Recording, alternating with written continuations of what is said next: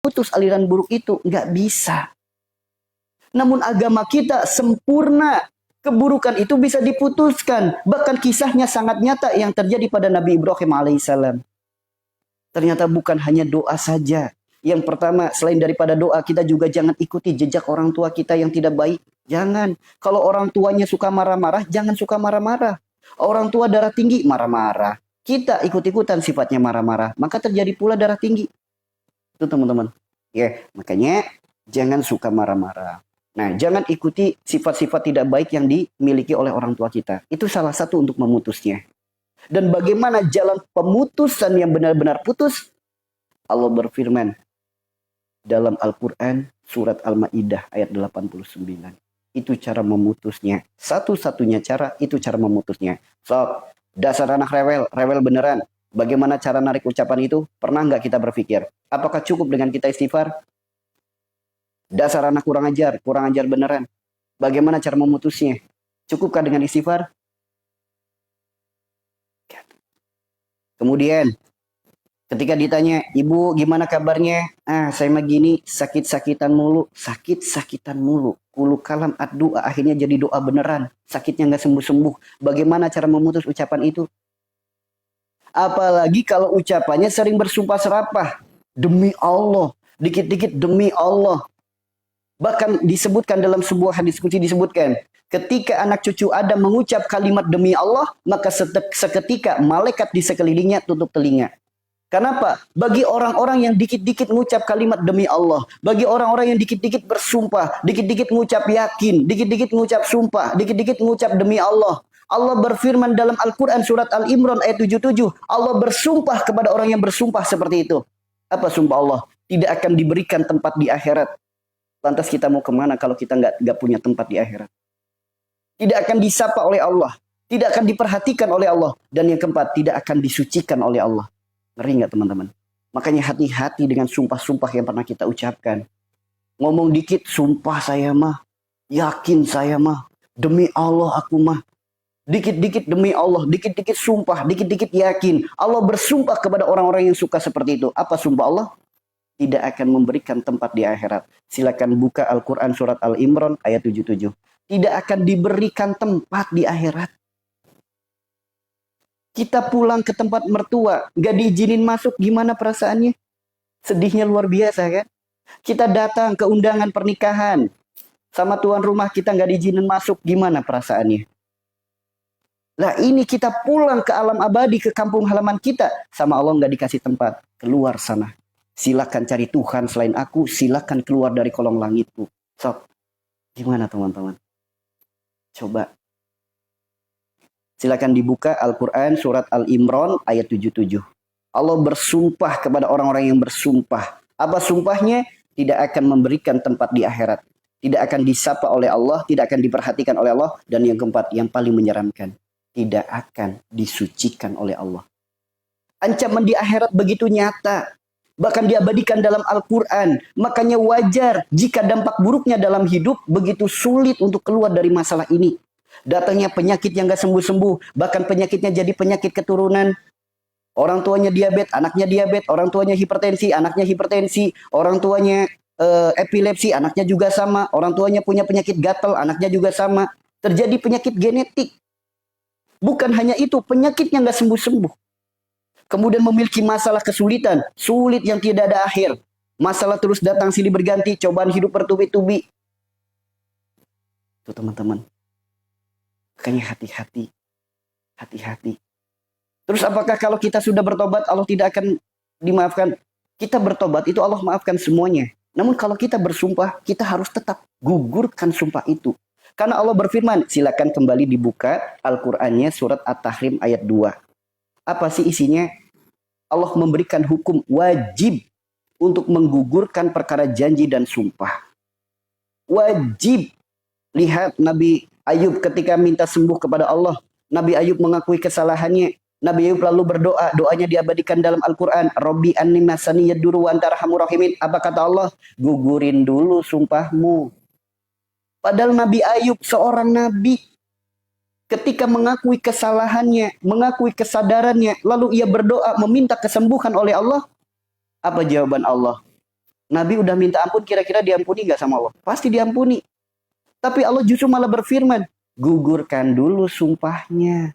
Tuh, betapa pentingnya menggugurkan sumpah. Meskipun kita udah istighfar jutaan kali, bertobat setiap hari. Namun kalau sumpah belum digugurkan, sumpah itu akan tetap ditagih, teman-teman. Makanya wajar jika para ulama menyampaikan hancurnya manusia karena nafsunya, hancurnya manusia karena lisannya. Karena lisan bisa menghantarkan seseorang kepada puncak kejayaan, lisan bisa menghantarkan seseorang kepada jurang kehancuran. Namun sangat disayangkan, perkara lisan adalah sesuatu yang mudah diucapkan, sulit untuk diingat. Itulah kenapa ketika Allah berfirman, wajib hukumnya menggugurkan perkara ucapan. Wajib hukumnya menggugurkan perkara janji dan sumpah. Buka At-Tahrim ayat 2. Ketika mendapatkan perintah itu, apakah kita sungguh-sungguh dalam menggugurkannya? Apakah kita sungguh-sungguh dalam menggugurkannya? Apakah kita sungguh-sungguh dalam menjalankannya? Enggak, teman-teman. Karena banyak orang yang nggak sadar dengan ucapannya. Saking apa? Saking gampang mudah lupanya. Saking gampang mudah lupanya. Itu teman-teman. Ya, makanya hati-hati ya. Hati-hati. Ya. Contoh sumpah, misal. Sumpah baksonya enak banget. Itu sumpah yang akan mendapatkan ancaman itu. Demi Allah kemarin saya habis dari sana, tempatnya bagus banget. Tuh ciri-ciri demi Allah yang gak boleh diucapkan. Banyak gak? Banyak. Kemarin saya habis dari sana. Beneran? Iya. Demi apa? Demi Allah. Tuh. Banyak gak? Banyak. Bahkan banyak orang yang nggak sadar dengan janjinya. Banyak orang yang nggak sadar dengan sumpahnya. Merasa nggak punya janji. Merasa nggak punya sumpah. Nggak pernah melanggar janji. Merasa nggak pernah melanggar sumpah. Itulah Allah berfirman dalam Al-A'raf ayat 172. Nih, bagi kalian yang tidak sadar dengan janjinya. Bagi kalian yang tidak sadar dengan sumpahnya. Yang merasa nggak punya janji. Merasa nggak punya sumpah. Merasa nggak pernah melanggar janji. Merasa nggak pernah melanggar sumpah. Allah berfirman dalam Al-Quran surat Al-A'raf ayat 172. Apa firman Allah? Alastu bi rabbikum, qalu bala, sahidnya, di mana di situ dikisahkan di saat ruh sebelum ditiupkan ke dalam diri kita di saat perut di dalam kandungan ibu kita, ruh sudah berjanji duluan. Berarti sebelum kita lahir kita udah punya janji belum? Udah punya janji. Sebelum kita lahir kita udah punya janji. Makanya belum lahir aja udah punya janji. Apa janjinya? Engkau adalah Tuhanku ya Allah. Engkau lah sesembahanku satu-satunya. Begitu kita lahir, kita disyahadatkan oleh orang tua kita. Begitu kita balik, sempurna syahadat kita. Apa itu syahadat? Aku bersaksi tiada Tuhan selain Allah. Aku bersaksi Nabi Muhammad utusan Allah. Aku bersaksi. Janji bukan. Sumpah bukan. Ikrar bukan. Baiat bukan. Namun prakteknya dalam kita hidup, taat kepada sesuatu melebihi taat kita kepada Allah. Kata bos, jangan dulu pulang. Kerjanya dilanjutin. Padahal Allah datang waktu sholat zuhur. Panggilan Allah datang. Kita tetap bekerja karena taat sama bos. Melebihi taat kita kepada Allah. Apa kabar syahadatnya? Mencintai sesuatu melebihi cinta kita kepada Allah. Apa kabar syahadatnya? Meyakini sesuatu melebihi yakinnya kepada Allah. Apa kabar syahadatnya? Contoh nih. Ada orang bilang, jangan makan nasi putih. Nanti jadi diabetes. Jangan makan garam. Nanti jadi darah tinggi. Itu kata manusia. Ya, kata manusia. Biasanya pedagang obat yang ngasih tahu kayak gitu. Allah berfirman, Rabbana ma khalaqta hadza batila. Tidak ada satupun yang Allah ciptakan sia-sia. Anda lebih percaya yang mana? Lebih percaya firman Allah atau lebih percaya ucapan pedagang obat? Orang diabetes katanya nggak boleh makan nasi putih. Orang darah tinggi katanya nggak boleh makan garam. Padahal Allah sudah berfirman, Rabbana ma khalaqta hadza batila. Mana yang akan mau Anda percaya? Ucapan pedagang obat atau ucapan atau firman Tuhan Anda sendiri? Sok. Apa kabar syahadatnya? Kalau kita lebih yakin ucapan manusia ketimbang firman Tuhan, apa kabar syahadatnya?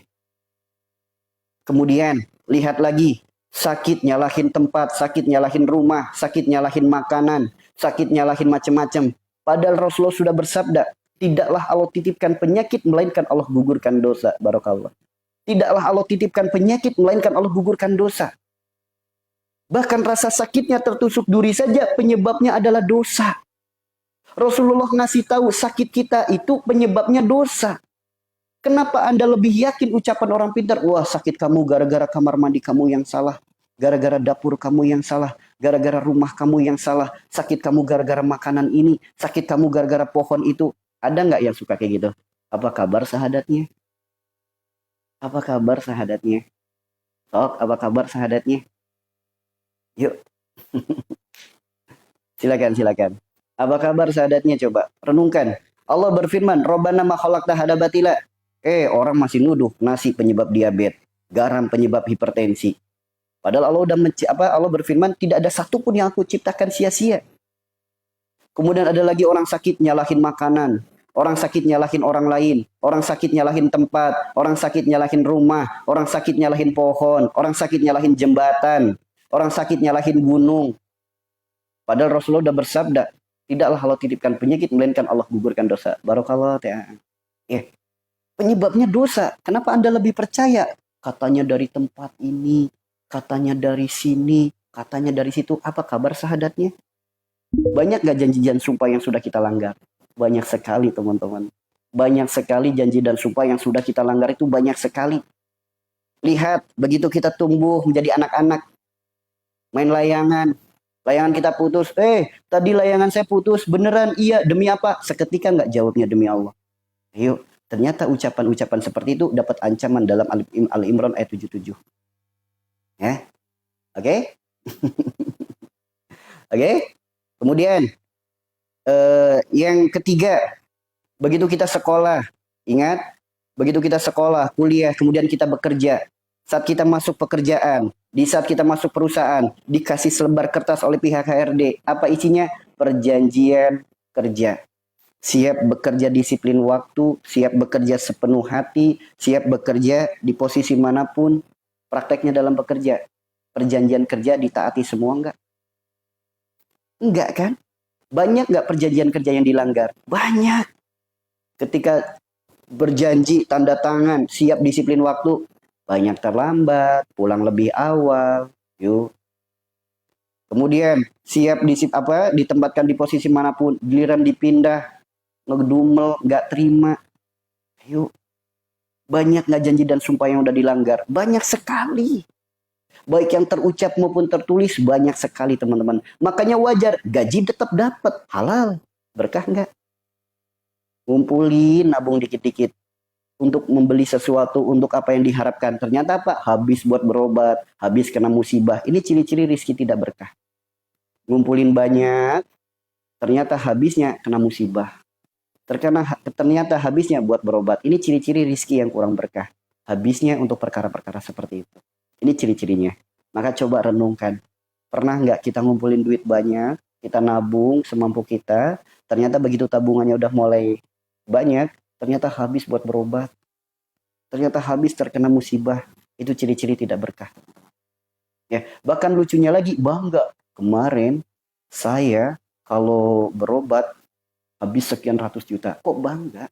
Padahal orang berobat sampai ratusan juta, secara tidak langsung dia sedang dihinakan oleh Allah. Kenapa? Sebenarnya sembuh itu mudah, sembuh itu murah, sembuh itu gratis. Kenapa sampai harus mengeluarkan dana beratus-ratus juta, berpuluh-puluh juta? Kenapa? Padahal sembuh yang Allah tawarkan itu mudah, gratis, murah, gak pakai mahal. Murah, mudah, gratis. Itu sembuh yang disarankan oleh Allah. Tapi kenapa tidak mau menyari yang itu? Justru malah sibuk kemana-mana. Ayo teman-teman, renungkan. Yuk, kita nggak usah mencari dulu keluar. Introspeksi diri dulu saja. Apakah diri kita udah lebih baik dari orang lain? Maka dengan adanya room ini, kita bukan sedang justifikasi orang lain, profesi orang lain, pekerjaan orang lain. Ayo, introspeksi diri saja. Di sini tidak diajarkan untuk membaca orang lain. Di sini diajarkan untuk introspeksi diri. Seperti itu ya. Paham di sini teman-teman? Paham? Kemudian, begitu kita menikah, di mana seorang laki-laki ijab kabul dengan wali si perempuan. Ya, gimana ijab kabul seorang laki-laki dengan wali si perempuan? Siap menanggung dosa dunia akhiratnya. Siap menafkahi lahir batinnya. Siap membahagiakan dunia akhiratnya. Siap menjadi penopang dalam hidupnya. Itu dibalik ikrar pernikahan. Jadi ikrar seorang laki-laki kepada wali si perempuan, siap menanggung dosa dunia akhiratnya, siap menafkahi lahir batinnya, siap membahagiakan dunia akhiratnya, siap sebagai jalan pelindungnya. Itu ikrarnya. Begitupun seorang perempuan, selembar kertas yang diberikan pihak KUA yang teman-teman tanda tangani, Masih inget nggak apa tulisannya? Dibaca nggak? Terus ke teman-teman yang nikahnya langsung ke AUA, dikasih dulu nasihat sebelum pernikahan, perjanjian pranikah. Masih inget nggak itu? Tanda tangannya yang teman-teman tanda tangani dibaca nggak? Siap menjadi istri yang soleha, siap menjadi istri yang baik, taat dan patuh kepada suami. Prakteknya dalam rumah tangga. Banyak nggak ijab kabul yang sudah kita langgar? Banyak nggak suami yang zolim pada istrinya? Membiarkan istrinya berdosa? Banyak nggak para suami yang tidak sepenuh hati dalam menafkahi istri dan anak-anaknya? Banyak nggak? Banyak. Kemudian banyak nggak para istri yang membentak suami? Para istri yang durhaka kepada suami, para istri yang nggak mau taat kepada suami, banyak nggak? Banyak. Boleh jadi di mata negara statusnya masih suami istri karena masih punya buku nikah. Di mata Allah, boleh jadi udah kumpul kebo kita dengan pasangan kita. Karena Pak, ucapan seorang laki-laki itu bisa jatuh talak dengan sangat mudah. Tuh, berapa kali talak? Udah pernah belum diperbaiki pernikahannya? Makanya wajar kalau rumah tangga banyak masalah. Pernikahan nggak pernah diperbaiki. Ada masalah nggak pernah saling minta maaf. Ada masalah udah biarin ngabar gitu aja. Baik dengan sendirinya tanpa minta maaf. Yuk, apa kabar rumah tangganya kalau kayak gitu? Di mata negara boleh jadi masih sah suami istri karena masih punya buku nikah. Di mata Allah boleh jadi kita kumpul kebo bertahun-tahun dengan pasangan kita. Hati-hati teman-teman. Makanya wajar jika buah daripada melanggar janji, melanggar sumpah bisa menghantarkan seseorang kepada jurang kehancuran. Bahkan kehancurannya sangat nestapa. Karena Allah sendiri yang berfirman dalam Al-Quran surat Al-Imran ayat 77. Tidak akan diberikan tempat di akhirat oleh Allah. Menyeramkan nggak teman-teman? Sangat. Tidak akan disapa, tidak akan diperhatikan, dan tidak akan disucikan. Ngeri nggak teman-teman? Ngeri sekali. Makanya hayu renungkan. Boleh jadi sakit yang nggak sembuh-sembuh karena ucapan-ucapan kita sendiri.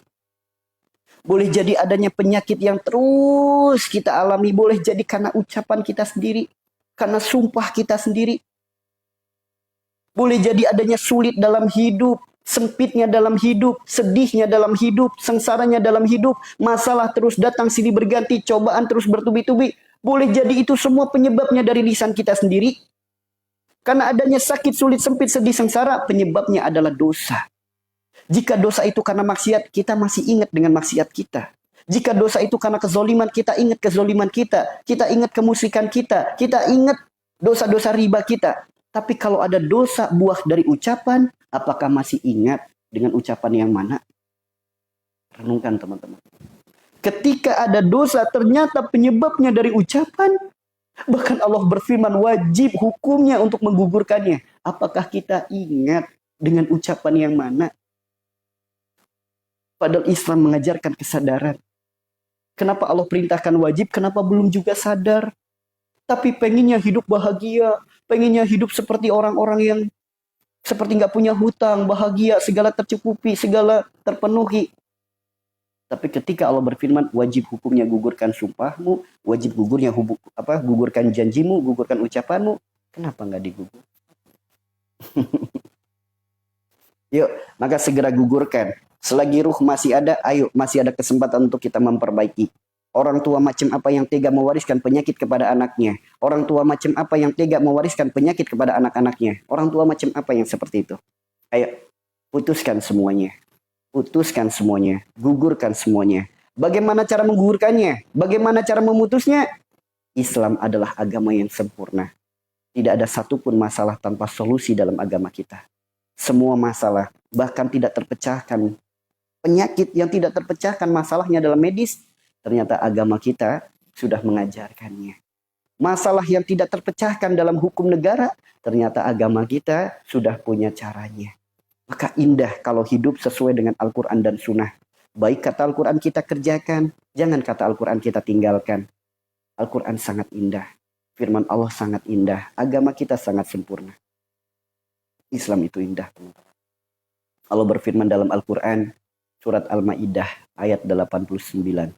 Gugurkan janjimu, gugurkan sumpahmu, gugurkan setiap ucapan-ucapanmu. Gugurkan. Bagaimana cara menggugurkannya? Yuk teman-teman buka Al-Quran, surat Al-Ma'idah, ayat 89. Silakan teman-teman buka. Al-Quran surat Al-Ma'idah ayat 89. Itulah cara untuk menggugurkannya. Ingat, di akhirat mendapatkan 4 ancaman. Al-Quran surat Al-Imran ayat 77. Tidak akan diberikan tempat di akhirat. Tidak akan disapa oleh Allah. Tidak akan diperhatikan oleh Allah. Dan tidak akan disucikan oleh Allah. Ternyata solusinya juga ada 4. Cara menggugurkannya juga ada 4. Yang pertama, silakan buka Al-Quran surat Al-Ma'idah 89. Apa sih cara yang pertama? Berilah makanan kepada 10 orang yang tidak mampu sebagaimana engkau makan. Kalau nggak mampu, berilah pakaian untuk 10 orang. Masih nggak mampu, bantulah kesulitan orang lain. Masih nggak mampu, berpuasa 3 hari berturut-turut. Ancaman menyeramkannya ada 4. Ternyata jalan keluarnya juga ada 4. Tuh, maha adil nggak Allah? Bukan lagi adil, maha baik dan seadil-adilnya. Andaikan balasannya nggak dikasih tempat di akhirat, mungkin cara menggugurkannya dengan cara yang berat. Ternyata cukup bagi makanan. Coba renungkan, kurang baik apa Allah sama kita? Ancamannya begitu menyeramkan. Ternyata cara menggugurkannya begitu mudah. Cukup bagi makanan. Tidak semua orang mampu bagi makanan. Makanya, saking pentingnya kafarot, saking pentingnya menggugurkan janji dan sumpah, diberikan opsi-opsi. Yang kedua, kalau nggak mampu bagi makanan, maka bagi pakaian. Ya, bagi pakaian masih nggak mampu, maka bantu kesulitan orang lain. Boleh dengan tenaga kita, boleh dengan harta kita, boleh juga dengan apapun yang Allah titipkan. Kok masih nggak mampu? Puasa. So, sebanding nggak dengan ancamannya di Al-Imran ayat 77? Coba renungkan. Tidak dikasih tempat, tidak disapa, tidak akan diperhatikan, tidak akan disucikan. Sebanding nggak dengan bagi makanan 30 bungkus? Sebanding nggak dengan bagi pakaian untuk 10 orang? Sebanding nggak hanya cuma bantu nyebrangin nenek-nenek nyebrang jalan? Sebanding nggak dengan puasa 3 hari? Sok renungkan teman-teman. Sebanding nggak? Allah maha baik teman-teman. Allah maha baik. Sangat baik teman-teman. Sangat baik. Teman-teman silakan tinggal kerjakan kafarot. Teman-teman silakan tinggal jalankan kafarot Al-Quran surat Al-Ma'idah ayat 89. Nanti lihatlah keajaiban yang akan teman-teman dapatkan ketika teman-teman menjalankan dengan penuh ketaatan. Lihatlah keajaiban yang akan teman-teman dapatkan ketika teman-teman menjalankan dengan penuh ketaatan. Barakallah. Dari kafarot, nanti teman-teman akan mengalami hal yang sangat luar biasa. Apa luar biasanya? Yang pertama, muncul sensasi tidak nyaman dalam tubuh. Kalau lagi kafarot nih, badan bisa langsung lemes teman-teman. Badan bisa ngedrop, bisa mual, bisa muntah, pusing, sakit gigi, diare. Beda orang, beda perjalanan hidup, beda juga efeknya. Namun setelah itu selesai, ada sesuatu yang sangat dahsyat yang akan teman-teman dapatkan. Ketenangan hidup yang sulit diungkapkan dengan kata-kata, ketenangan hidup yang tidak bisa dibayar dengan apa-apa. Ketentraman dalam hati, kebahagiaan dalam hati, bahkan barakallah, bahkan meningkatnya ibadah, meningkatnya ketaatan, dan secara tidak langsung segala perilaku perbuatan itu ada rem. Mau berbuat buruk ada remnya, mau berucap buruk ada remnya, mau berperilaku buruk ada remnya, dan dahsyatnya lagi, pelan-pelan, sedikit demi sedikit, segala penyakitnya sembuh. Sedikit demi sedikit, segala kesulitannya jadi mudah. Segala kesempitannya jadi lapang.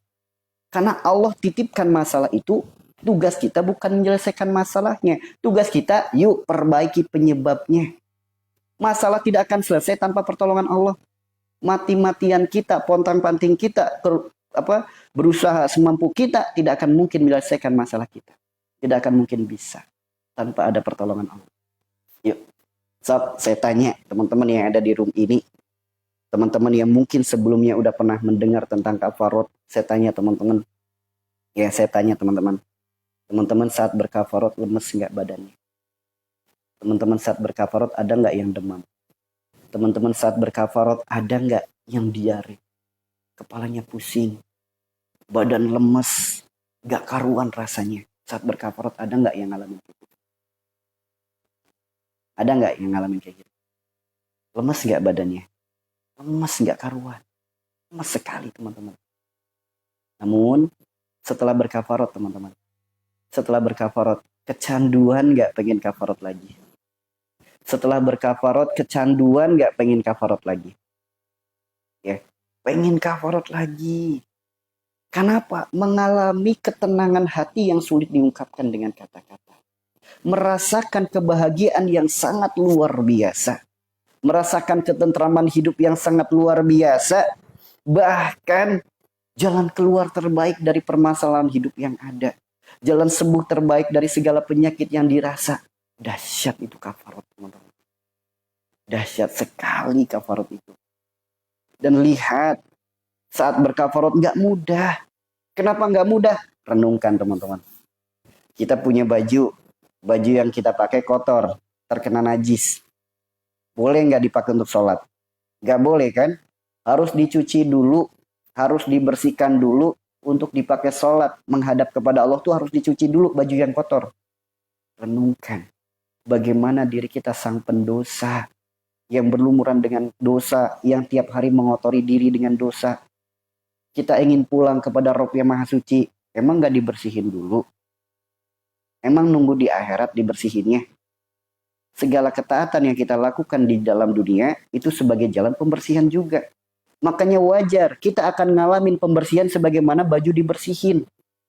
Direndam dulu. Sok, ada nggak yang kedinginan saat berkafarat? Bawahnya dingin banget, pengennya berselimut terus. Ada nggak, teman-teman? Kemudian dikucek dulu, disikat dulu. Ada nggak yang ngalamin badan pegelinu nggak karuan? Ada nggak, teman-teman, yang ngalamin gitu? Sok, dikucek, disikat, ngalamin. Ada nggak yang ngalamin dikebrok-kebrok dulu? Wah, badan kayak dipukul-pukul rasanya. Ada nggak, teman-teman? Sok, ada ya yang ngalamin diperes, diare, bual, muntah, bual. Ada nggak yang ngalamin kayak gitu? Bener-bener diperes cara membersihinnya. Kemudian dibilas, wah, dipusing-pusingkan, diaduk-aduk. Sok, banyak gak yang pusing? Setelah itu diperes lagi, dipanasin, terkena sinar matahari, begitu kering disetrika. Itu rasanya pakaian seperti apa coba? Dan itu pun kita rasakan. Tuh, teman-teman. Ngalamin gak waktu berkafarat seperti pakaian dicuci? Direndam, dikucek, disikat, dikebrok, diperes, dibilas, diputer, dipanasin, disetrika. Ngalamin gak sesuatu yang seperti itu? Ini dahsyatnya kafarat, teman-teman. Ini dahsyatnya kafarat. Saya nangis terus lebih sampai 1 minggu pertama puasa. Masya Allah. Ini memang dahsyatnya kafarat. Karena Pak, kita tuh benar-benar dilucuti. Segala janji, segala sumpah yang membelenggu diri kita, yang mengikat diri kita, yang menyebabkan sakit, sulit, sempit, sedih, segala masalah dalam hidup dilucuti sama Allah. Dilepas uraian-uraian itu, dilepas ikatan-ikatan itu. Sehingga apa? Sok bayangkan kita diborgol di penjara, dibebaskan. Gimana perasaannya? Bahagia nggak? Bahagia. Kita diikat dengan begitu kencang, dilepaskan ikatnya. Lega nggak? Lega. Makanya merasakan kebahagiaan yang sangat luar biasa. Yang nggak bisa diungkapkan dengan kata-kata. Merasakan ketenangan hidup yang sangat luar biasa. Yang sulit diungkapkan dengan kata-kata. Bahkan ibadah jadi meningkat. Ketaatan jadi makin meningkat. Terus introspeksi diri, istighfar jadi terus kita lakukan. Dahsyatnya kafarat, teman-teman. Ternyata bukan itu saja. Anak yang tadinya sulit diatur, pelan-pelan kok anaknya jadi nurut. Yang tadinya pasangan agak sedikit PA mungkin ya. Sekarang pelan-pelan pasangannya jadi lebih baik. Itu dahsyatnya kafarat, teman-teman. Dahsyatnya kafarat. Makanya orang-orang yang sudah berkafarat, mereka merasakan saat berkafarat benar-benar seperti pakaian yang sedang dicuci. Pakaian yang terkena najis, yang gak boleh dipakai untuk sholat, sekarang harus dicuci supaya bisa dipakai untuk sholat. Seorang pendosa yang tiap hari ngotorin diri dengan dosa, akan berpulang kepada Rabb yang Maha Suci, yang mau tidak mau harus dibersihkan dulu sebelum menyesal di hari kemudian. Allah berfirman, orang yang sudah mati ingin dihidupin lagi. Sekali aja ya Allah, sekali aja tangguhkan kematian saya sehari saja. Saya pengen hidup lagi di alam dunia sehari saja. Untuk apa? Untuk melakukan kebaikan. Untuk berbuat baik, untuk bersedekah, untuk bertaubat. Masa iya nunggu mati baru sadar? Hayu, mumpung masih hidup. Yuk, mumpung masih hidup, lakukan sekarang. Lakukan sekarang kafarot. So, lihat perubahan yang sangat dahsyat yang akan teman-teman rasakan. Banyak orang-orang yang sudah mempraktekkan, mengalami sesuatu yang luar biasa di awal, dan sesuatu yang dahsyat yang didapatkan. Tuh teman-teman. Dan orang yang semakin rutin berkafarot, sok renungkan. Di sini teman-teman yang udah rutin berkafarot, teman-teman yang sudah rutin berkafarot, sok apa yang terucap selalu terwujud gak sama Allah? Apa yang terucap selalu terwujud gak sama Allah? Apa yang terbesit dalam hati dimunculkan gak sama Allah? Sok teman-teman. Contoh, lagi santai, tiba-tiba dalam hati cuma berbisik dikit aja. Panas-panas gini, makan sop buah enak kali ya. Cuma gitu doang. Gak pakai lama, datang sop buah. Entah anak yang bawa, entah saudara yang bawa, atau ada pedagang lewat. Ada weh. Terwujud gak teman-teman? Ngalamin kayak gitu nggak teman-teman? Sok yang udah rutin berkafarot, terbesit saja dalam hati diwujudkan oleh Allah. Ngalamin nggak? Apa yang terucap kejadian? Ngalamin nggak? Tuh teman-teman. Ya, makanya hayu. Hidup itu bukan melulu tentang memikirkan jasad. Sekali-kali jiwa, akal, hati, ruh kita bebaskan dari belenggu-belenggu dosa. Bebaskan. Supaya mereka bisa merdeka. Ya, supaya mereka bisa lebih merdeka. Orang kalau hatinya merdeka, jiwanya merdeka, ruhnya merdeka, akalnya merdeka, itu adalah ciri-ciri orang yang dekat dengan Allah. Kalau lagi dekat dengan Allah, sinyal dari Allah itu kuat. Hidup itu bagaikan vakum yang kosong. Segala kebaikan tersedot. Bukan kotoran ya. Segala kebaikan kesedot semuanya. Tuh teman-teman. Ya. Ya, ini ada yang paham nih. Hermanto, paham. Ya, seperti itu ya teman-teman ya. Sok teman-teman. Kerjakan kafarot. Yuk, kerjakan kafarot. Ingat ya, tujuan daripada kafarot bukan pengen sembuh, bukan. Bukan pengen dimudahkan kesulitannya, bukan. Tujuan kafarot satu. Kesadaran diri kita akan banyaknya dosa ucapan, dosa janji, dan dosa sumpah. Itu tujuannya. Melakukan ketaatan karena perintah Allah, karena dosa kita. Itu tujuannya. Jangan sampai salah niat. Saya niat kafarot pengen sembuh penyakit, jangan. Jangan serendah itu niatnya. Karena sembuh dari penyakit itu perkara mudah bagi Allah. Saya niat kafarot supaya dimudahkan jalan sulit. Jangan. Receh niat kayak gitu mah. Jangan. Saya niat kafarot karena kesadaran diri saya seorang pendosa yang banyak dosa. Saya melakukan ketaatan. Semoga Allah ridho mengampuni dosa saya. Itu. Ya. Perkara dapat sembuh itu mah bonus. Urusan Allah itu mah ada. Perkara dapat kemudahan itu mah bonus, urusan Allah itu mah. Tugas kita melakukan ketaatan, bukan menjalankan ketaatan asas dasar iming-iming. Nah, itu teman-teman. Ya, seperti itu ya. Dahsyatnya itu luar biasa teman-teman. Dahsyatnya itu luar biasa. Bismillah ya. Semoga kita semua dibilas oleh Allah dari segala kotoran-kotoran yang ada, buah daripada sifat, perilaku, perbuatan, ucapan-ucapan kita. Ya. Silakan, kafarot itu penggugur janji dan sumpah. Menggugurkan janji dan sumpah itu wajib. Ada di Al-Quran surat At-Tahrim ayat 2. Jika ada yang merasa saya nggak punya janji, saya nggak punya sumpah, saya nggak pernah melanggar janji, saya nggak pernah melanggar sumpah, buka Al-Quran surat Al-Araf ayat 172. Sebelum kita hidup, ruh kita udah janji duluan. Jadi mustahil nggak ada manusia yang nggak punya janji, itu mustahil. Mustahil teman-teman. Janjinya apa? Janjinya hanya Allah sesembahan satu-satunya. Begitu hidup, dah atasan disembah-sembah, duit disembah-sembah, dunia disembah-sembah. Apa kabar sahadatnya? Tuh. Kemudian, apa sih kalau nggak digugurkan ancamannya? Ada di Al-Quran, surat Al-Imran ayat 77. Ancamannya sangat menyeramkan. Yang pertama, tidak akan diberikan tempat di akhirat. Yang kedua, tidak akan disapa oleh Allah. Yang ketiga, tidak akan diperhatikan oleh Allah. Yang keempat, tidak akan disucikan oleh Allah. Dengan ancaman yang sangat menyeramkan, bagaimana cara menggugurkannya? Kembali, solusinya ada mana? Ada dalam Al-Quran, surat Al-Ma'idah ayat 89, itulah cara untuk menggugurkannya. Oke? Dari sini paham? Dari sini paham teman-teman? Nah, jadi semua petunjuknya ada di Al-Quran. Perintahnya ada di Al-Quran. Bagi orang yang lupa, diingetin di Al-Quran. Ancamannya ada di Al-Quran. Caranya ada di Al-Quran. Jika itu semua sumbernya dari Al-Quran, firman Tuhan kita, Rabb yang maha menciptakan kita, maha menghidupkan kita, maha mengatur kita, maha mengurus kita, maha mencukupi segala kebutuhan kita, maha segala-galanya, maha raja di antara para raja. Kenapa belum dikerjakan? Yuk, kerjakan yuk. Niatkan dari sekarang. Kerjakan kafarat itu. Caranya ada 4, mudah. Yang pertama bagi makanan, teman-teman. Mudah kok bagi makanan. Ya, berapa banyak? Di Al-Quran disebutkan untuk 10 orang yang nggak mampu sebagaimana apa yang kita makan. Maksudnya Pak, normalnya kita makan sehari 3 kali. Saya orang sakit kok sehari 1 kali. Enggak, kita bicaranya normalnya. Berarti yang makan, normalnya orang makan tuh sehari 3 kali. Gampangannya gitu teman-teman. Hitung-hitungan matematiknya 3 kali 10, 30 bungkus minimal yang kita kafarotkan. Ya, minimal yang kita kafarotkan.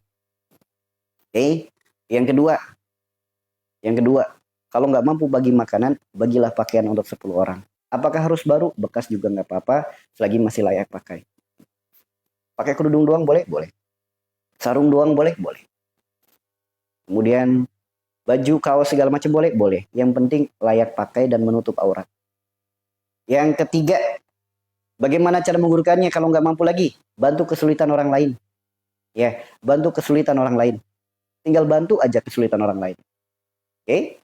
Ada orang susah, kita bantu. Ada orang kena musibah, kita bantu. Dengan apa? Dengan apa yang kita mampu. Boleh dengan tenaga, boleh dengan pikiran, boleh dengan harta. Tuh. Bantu kesulitan orang lain, niatin kafarat. Kemudian yang keempat, bagaimana caranya? Puasa 3 hari berturut-turut. Kapan puasanya? Bebas. Hari apa aja boleh. Hari apa aja boleh, yang penting 3 hari berturut-turut. Jika dimulai hari Senin, Senin, Selasa, Rabu. Nah, jika dimulai hari Rabu, Rabu, Kamis, Jumat. Jika dimulainya hari Ahad, Ahad, Senin, Selasa. Yang penting 3 hari berturut-turut nggak boleh batal. Puasanya sama sebagaimana puasa Ramadan dari subuh sampai maghrib. Hari pertama aman sampai maghrib. Hari kedua aman sampai maghrib. Hari ketiga batal, maka ngulangi dari awal. Gitu. Kafarat teman-teman. Yuk atuh dah. Cuma tadi ya, siapapun yang menjalankan kafarat, jangan kaget ya teman-teman ya. Kalau saat berkafarat seakan-akan sakit. Tapi itu bukan sakit. Itu adalah fase pembersihan. Lagi dibilas sama Allah. Lagi dibersihin. Dan lihat setelah pelan-pelan mulai dibersihkan, sok ketenangan, ketentraman hidup yang sangat luar biasa. Ya, bagaimana niatnya? Niat adalah sesuatu yang terbesit dalam hati. Jadi kita udah kertek saja dalam hati itu udah dikategorikan niat. Namun kita juga butuh yang namanya dibantu dengan ucapan. Jika bagi makanan, bagi pakaian maupun membantu kesulitan orang lain, ya Allah, hamba niatkan ini sebagai kafarat untuk diri hamba lillahi ta'ala. Sah? Sah. Begitupun ketika berpuasa. Ya Allah, hamba niat puasa kafarat esok hari untuk diri hamba lillahi ta'ala. Sah? Sah. Atau nawaitu somagodi fardo kafarati lillahi ta'ala. Sah? Sah. Ya, jadi mau pakai bahasa yang mana silakan. Apapun bahasanya, poin yang paling utama adalah hati kita. Karena hati adalah satu-satunya alat komunikasi kita dengan Allah. Hati adalah perantara hubungan kita dengan Allah. Allah melihat hatinya, bukan melihat ucapannya. Oke? Namun tetap ya, boleh juga kita bantu dengan ucapan. Dari sini paham teman-teman? Dari sini paham? Gak apa-apa. Jadi baju baru lebih bagus daripada baju yang bekas. Tuh. Ya. Makanya tadi berilah pakaian untuk 10 orang. Kalau bisa ngasih baru silakan. Kalau nggak mampu ya kasih yang bekas tapi masih layak pakai. Namun jangan sampai kita udah males make baru dikasih ke orang. Jangan ya. Jangan. Nah ini kebiasaan orang yang justru malah mendatangkan kefakiran. Ingat teman-teman hati-hati nih. Ada kebiasaan yang justru mendatangkan kefakiran. Contoh. Kita punya makanan. Kita sendiri udah males makan. Makanan itu dikasih ke orang lain. Sok. Itu salah satu penyebab kefakiran. Kalau kita sendiri udah nggak doyan, jangan dikasih ke orang. Tuh. Ya. Jadi kalau ngasih ke orang tuh usahakan yang terbaik, bukan sisa. Ini yang menyebabkan kefakiran. Kalau ngasihnya ke panti asuhan boleh. Ke orang jamaah sholat Jumat boleh. Ke orang pengajian boleh. Taklim boleh. Ke tetangga boleh. Siap nggak? Tapi kalau ngasihnya ke tetangga. Kenapa? Karena tidak semua tetangga dikasih kebaikan itu mau. Terkadang ada modelan tetangga, kita datang ngasih makanan, bukannya seneng, malah apa? Malah julid. Tumben amat bagi-bagi makanan. Jangan-jangan. Ada juga dikasih makanan, karena nggak suka sama kita, diterima doang makanannya. Begitu kita pergi, dibuang di tong sampah. Ada nggak yang modelan tetangga kayak gitu? Mudah-mudahan di room ini nggak ada pelakunya ya. Ya saran saya lebih baik berikan kepada orang-orang yang benar-benar membutuhkan, benar-benar orang-orang yang tidak mampu. Bagi di orang pinggir jalan, silahkan. Bagi ke orang-orang anak yatim, silahkan, jauh lebih baik.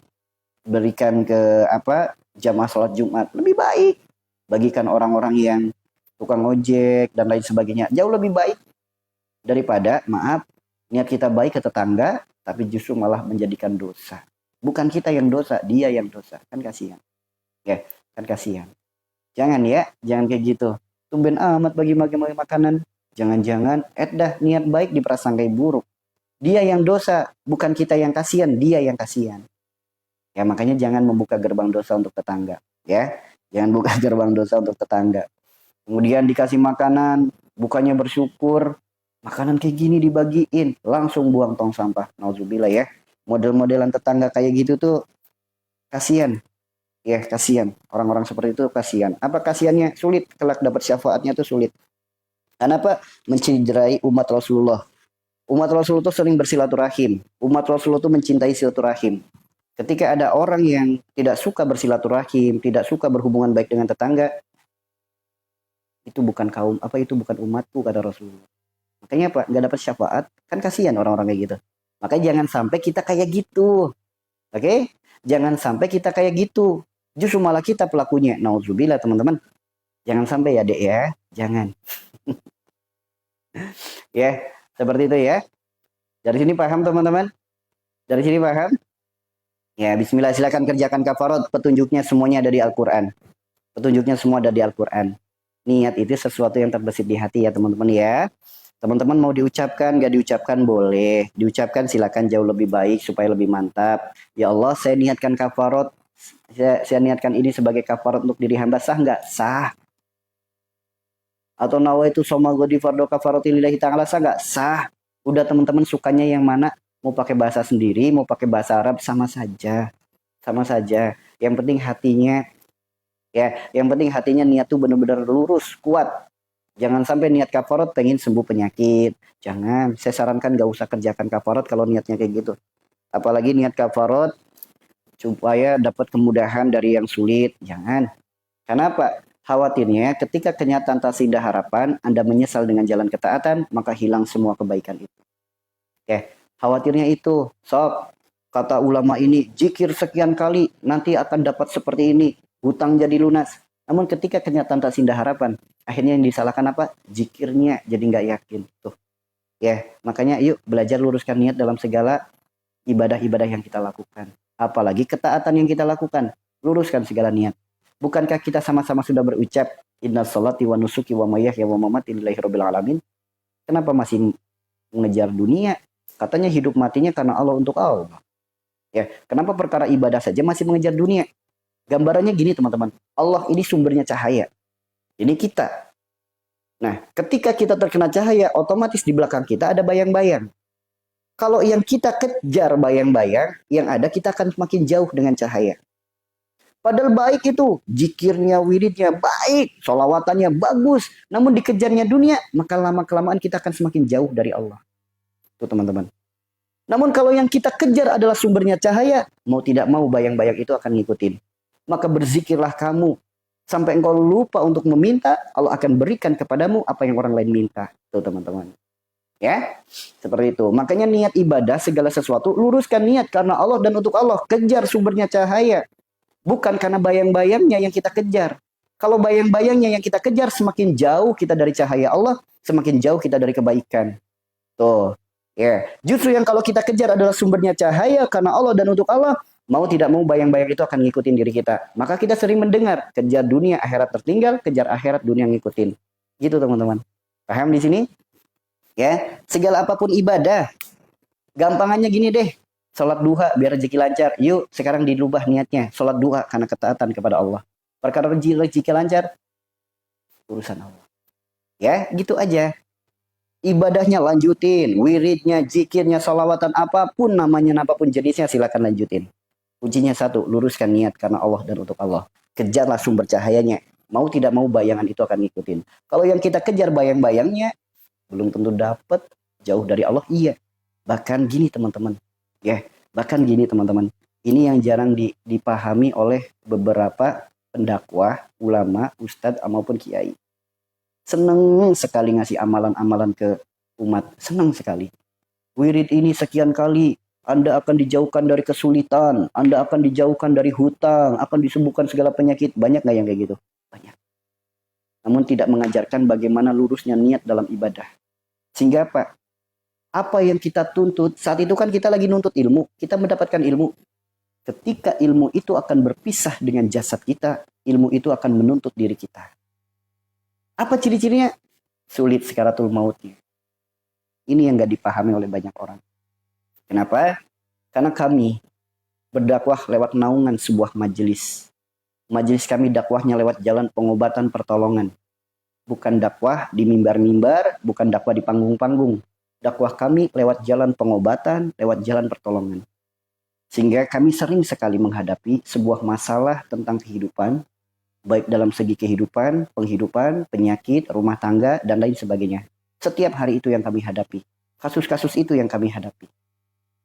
Bahkan sering sekali, lebih dari puluhan mungkin ratusan kali. Detik-detik orang sakaratul maut, betapa menyakitkannya, betapa menyedihkannya, bahkan ada yang sampai berhari-hari.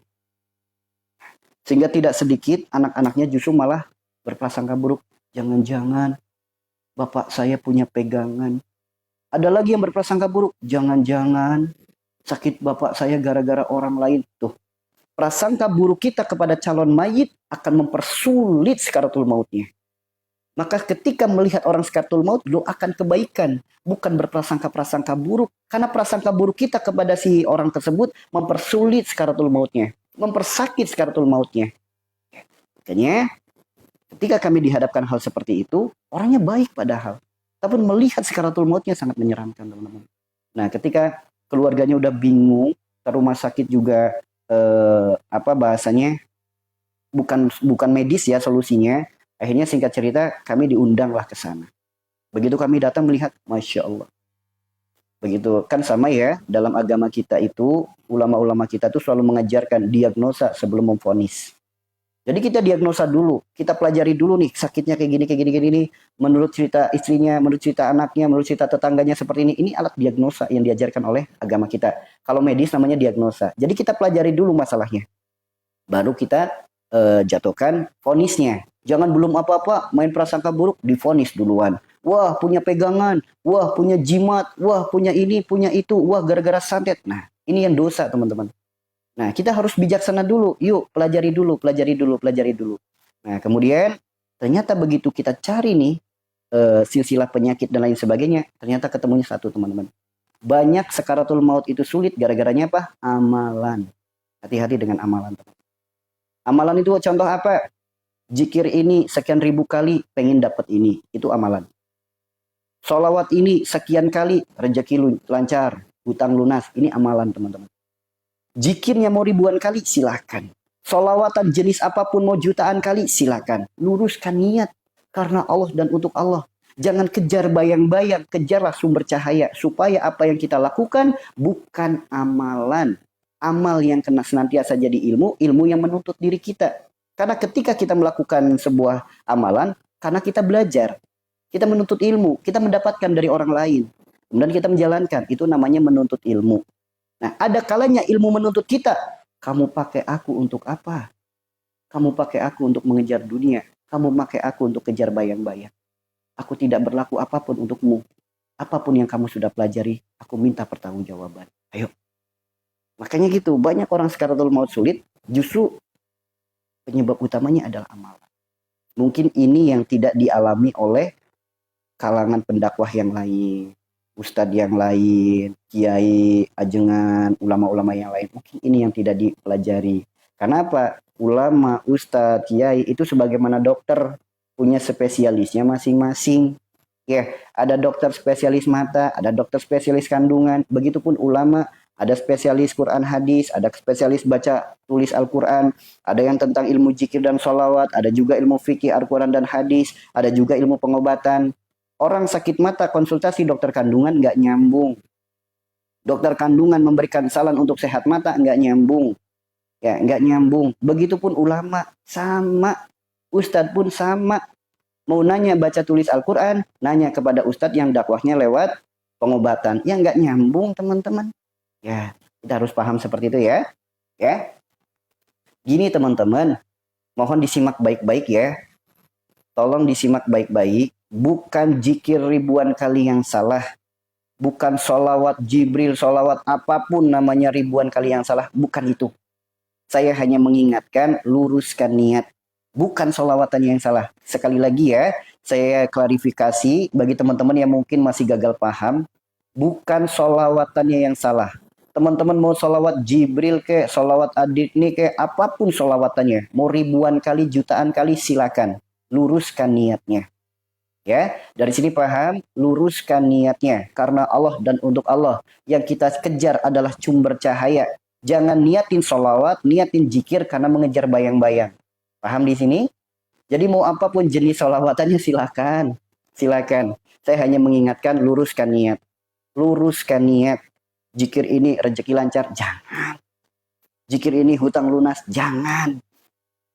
Kejar karena Allah dan untuk Allah. Ya.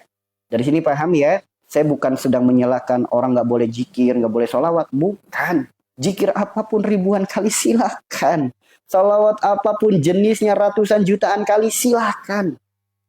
Jangan kejar bayang-bayang, kejarlah sumbernya cahaya. Karena jika engkau mengejar bayang-bayang, bayang-bayang itu tidak akan pernah mungkin bisa kekejar. Yang ada engkau akan semakin jauh dari cahaya. Ya, dari sini paham ya teman-teman ya. Biar teman-teman gak gagal paham. Nanti khawatirnya namanya setan, nanti keluarnya beda. Wah, itu Abimah ngelarang-larang orang sholawat, ngelarang-larang orang zikir. Nah, nanti keluarnya malah beda. Makanya saya luruskan lagi. Bukan sholawatannya yang salah. Bukan zikirnya yang salah. Niatnya yang salah.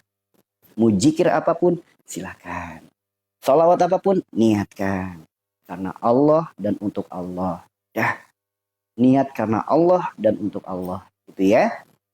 Oke. Dari sini paham ya. Udah bahasanya gini. Kita lagi zikir. Udah zikir. Karena Allah dan untuk Allah. Ala bidikri la tatmainul qulub. Hanya dengan mengingat Allah hati akan jadi tenang. Ya udah, niat kita zikir, ketaatan kita kepada Allah dengan harapan hati kita tenang. Bukan dengan harapan hutang lunas. Hutang lunas mah gimana Allah? Jika segala sesuatu kita pasrahkan, kita sandarkan kepada Allah, pasti Allah akan berikan jalan keluar terbaik. Karena Allah sendiri yang berfirman, wa may yattaqilla yaj'al lahu makhraja wa yarzuqhu min haitsu la yahtasib wa may yatawakkal 'alallahi fa huwa hasbuh innallaha balighul amri. Itu jelas ya firman Allah. Jadi tugas kita tawakal aja udah. Doa dan ikhtiar jalan. Luruskan niat dalam segala hal. Dah, pasrahkan semuanya. Ya. Apakah dengan zikir ini Anda mendapatkan itu? Itu kan hanya iming-iming, hanya bayang-bayang. Supaya orang yang belum mau zikir jadi mau zikir. Apakah dengan sholat ini, sholat itu Anda mendapatkan ini itu? Enggak. Itu kan hanya iming-iming. Supaya orang yang belum mau sholat jadi mau sholat. Masa iya kita sholat, kita zikir kayak anak kecil mulu diiming-imingin dulu baru mau? Ya. Masa iya ibadah karena diiming-imingi dulu baru mau? Zikir sholawat diiming-imingi dulu baru mau? Itu kan anak kecil dulu. Ya? Gitu ya? Gitu ya, seperti itu ya teman-teman ya. Dari sini paham teman-teman? Ingat, lepaskan kolbu kita dari keinginan, harapan, angan-angan dunia. Lepaskan teman-teman. Paham di sini? Lepaskan kolbu kita, bebaskan kolbu kita dari keinginan, harapan, angan-angan dunia. Besarkan Allah dalam hati. Apapun kebaikan, apapun ibadah, apapun ketaatan yang kita lakukan karena Allah dan untuk Allah. Jika Allah sudah besar dalam hati kita, sebesar apapun masalah hidup kita, mudah bagi Allah untuk menyelesaikannya. Jika Allahnya sudah besar dalam hati kita, separah apapun penyakit kita, mudah bagi Allah untuk menyembuhkannya. Oke, dari sini paham teman-teman, keinginan apa yang boleh dan keinginan apa yang jangan, harapan apa yang boleh, harapan apa yang jangan. Dari sini paham nggak teman-teman? Yuk, kita belajar untuk lebih mendalami lagi dari setiap perkataan-perkataan. Paham ya teman-teman ya?